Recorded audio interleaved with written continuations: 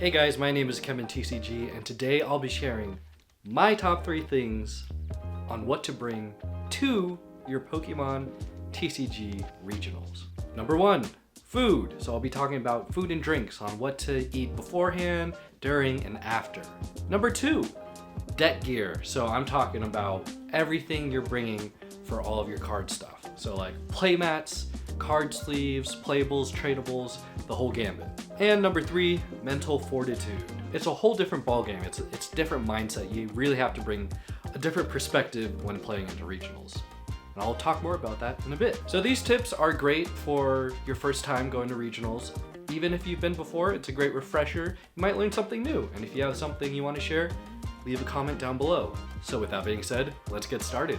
So number 1, food and drinks. So regionals, the tournaments are about 8 hours long. So there are currently 9 rounds in the Pokemon TCG. For each of those rounds, you have about 50 minutes to complete your match, and it's a best of 3.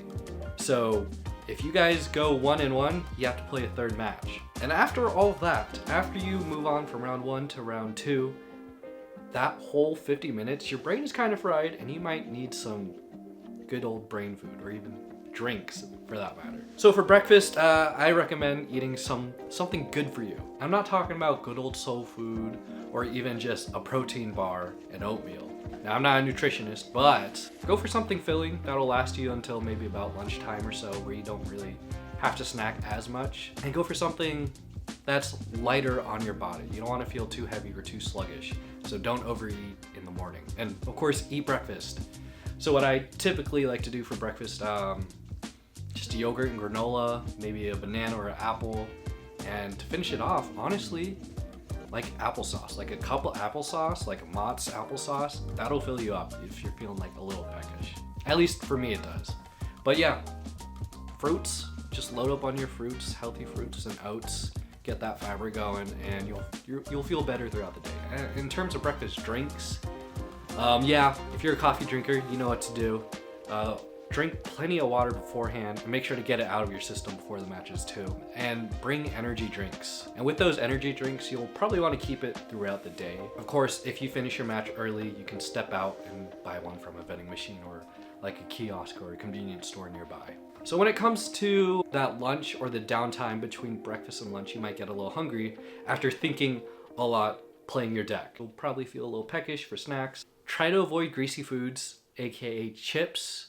If you do have like something oily like beef jerky, maybe have it like a beef jerky stick and keep it in the wrapper. Try to avoid oily foods because they will get on your cards and your playmats and or dice. You want to keep your playing space clean for yourself and your opponent. I have loaded up on granola bars and like fruit gummies and water, just lots of water.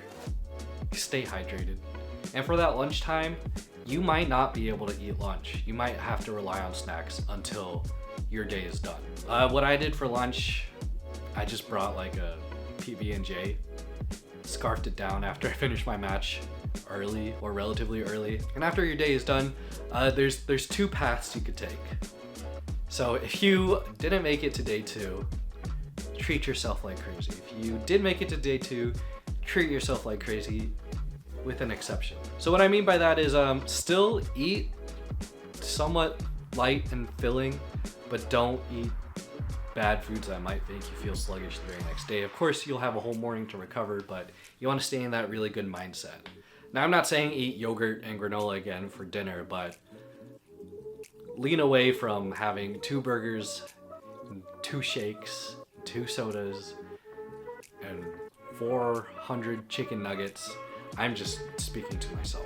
Just don't go overboard is what I'm trying to say. Because you don't want to make yourself sick. You don't want to give yourself food poisoning. Heaven forbid. Try to be mindful if you're heading into day 2. If you're not, go ham, go crazy. Do what you want. I'm not gonna lie. I did most of that, but it was still grueling. And we'll talk about more about the mindset thing in point number 3, because right now we're gonna go into point number 2. I'm talking about your TCG gear. So deck boxes, play mats, dice, card sleeves, playables, tradables, all of that. So for deck mats, you really don't need to bring one. They'll provide you one if you're a competitor. I hope you're a competitor if you're watching this. If you're a spectator, welcome. They'll provide you with a playmat, so if space is kind of tight, you don't have to bring your own playmat. And also, there will be vendors there, so they will sell playmats. So don't worry too much about playmats. Dice encounters, your opponent will most likely have them, but of course bring them. Spare card sleeves, you'll hear that a lot in other people's videos and blogs and articles. Bring the same spare card sleeves. Make sure they're solid color or they are Pokemon Center official or Pokemon branded, like officially Pokemon branded. Just bring multiples. So if you have like a pack of 64 card sleeves, bring at least 2 more packs of those 64 because you might have to replace them due to the constant wear and tear.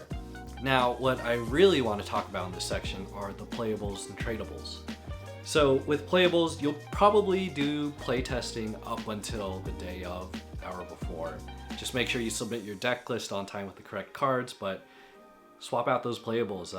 If you're debating on if you want to include another Arvin card or another energy or another supporter, trainer, item, Pokemon, whatever it is, bring spares and keep testing up until you feel comfortable with it. And for tradables, you will meet a lot of people looking for playable cards and collectible cards. So bring your tradables and share them with the world. Some vendors do buy, but I go the trading route because I'm pretty sure those vendor tables get really busy unless you're early. And I can't guarantee every vendor buys. If you see people just chilling, go up to them, say, hey, I have a Pokemon card binder, willing to trade, you have a trade binder, and take a look. Even if you don't have anything to trade, you can take a look at other people's binders and see their awesome collection. An extra tidbit I just really want to drive home, make sure you submit your correct deck list. One person I played against in regionals, the judge found out he was using a different deck and he got disqualified and I ended up winning the match. Great for me, unfortunate for my opponent, so make sure you submit the correct deck list before the matches start. So he had Pokestop, and then I put down Town Store. He didn't take away Town Store. And then we called the judge and we got that resolved. And it was like a slap on the wrist. We just put the cards back in, shuffled the cards back in, blah, blah, blah. Then, like 5 minutes later, another judge comes, assistant head judge, and comes up to our table and says, pause the game. And then he asked my opponent if he's been playing the same deck and throughout the entire game or tournament. And he said, yes, I have been. But apparently he didn't register the correct deck. He's supposed to be playing a Lost Tina, not Chin Pao. And he didn't save it from the night before. So, unfortunate. We got walked over or escorted to deck check, and we got our decks checked, and they pulled me aside and said, all right, you're gonna get the win. Your opponent, unfortunately, gets the loss. Small things happen like that. And then tip number 3, go and bring a different mindset for regionals. So for regionals, like I said, 9 rounds, 50 minutes each. That's just about like 9 hours. It's gonna be a little more than 9 hours because of the downtime in between rounds and depending how early you get and depending how late you stay. If it's your first time, I highly recommend playing all 9 rounds just to get a feel for next time and how to prep yourself mentally for next time if you do decide to go regionals again. So in terms of mental fortitude, you really have to be patient and you need to carry yourself in a good manner and bring the proper etiquette because there's lots of people like you who are anxious, this is their first time, or they're a veteran and they're still anxious because are they gonna win their match? They wanna win, of course, they wanna make it to day 2 and so on and so forth. So at the end of the day, just be nice, don't be too pushy. Obviously call a judge if you see something wrong, even if you have a question. Don't ask your opponent, ask a judge. Get used to that, just asking the judge. You will hear that a lot in many other videos and content creators. Ask the judge, but you really have to prepare yourself. So for this kind of environment, try to practice as much as possible. And what my local card shop does, shout out to Tabletop Village, they do mock regional days. And what mock regional days are, they're like full-fledged, about 7, 8, 9 rounds. Takes mostly the entire day, and you're doing that best of 3 50-minute rounds, and you're at the shop all day just practicing with your peers and your community. If your shop doesn't do that, talk to them. Try to get that started. Even if there isn't enough interest in your community, gather around your friends and stay at the shop and try to do that best of 3. Another alternative is TCG Live, but playing Pokemon in person versus virtually for the card game is very different. How you typically operate in person, it's so different. It doesn't automatically shuffle. You have to do that yourself. And you have to remember these things. You have to remember to take your prize cards. You have to remember to take card off the top of your deck, and you have to remember to shuffle properly and cut and tap with your opponent. So many things in card etiquette. So play in person as much as you can. If you can't, there's lots of great videos out there on how to play in person. If it's your first time playing in person and it's regionals, that's awesome. I'm so proud of you. But go ahead and do some more research on proper card etiquette. Don't beat yourself up too much if you end up not making day 2, or if you reach a certain point where you can't advance to day 2 and you're in the middle of the match. I advise just keep going, finish out the day, try to finish with a good record, or try to keep playing to improve yourself in the future. Because you can't get better if you just quit playing. You do get better if you keep practicing. Those are my top 3 tips, and if you made it this far into the video, I'll share a little more. So if you're traveling to regionals and you're from like out of the city, you don't visit you don't visit this city very often, or you are from out of state or out of the country even, take some additional time off the day before regionals start or the day after to just explore the city, explore the town, and kind of get to learn the environment. And what I mean by that is you make it to day 1 or 2, you finish the tournament, enjoy the city afterwards, if you can, within means. So that can mean anything, as in just walking around, checking out the shops, checking out the local card shops, the malls. When I was in LA, I went to Little Tokyo. That place is so cool. I went to Universal. I went to a place called Frankenstein's. If you guys know, you know. I've been there multiple times, it's great. Just kind of look up what the local scene is like. As far as accommodations go, regionals does cost quite a bit of money just to travel.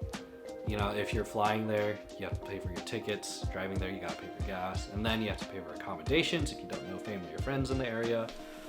So be prepared to spend at least maybe $500 if I'm being honest. So you have to save up for regionals. It's unless you're like a serious competitor who wins pricing, you use that pricing for the next regionals.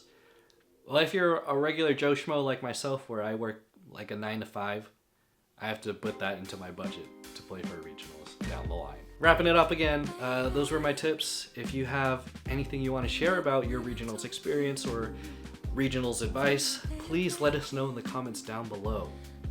If you've enjoyed this video, make sure to leave a like and subscribe for more content in the future. I do have other tips videos right here, I think. With that being said, my name is Kevin TCG, and I'll see you guys next time. Peace.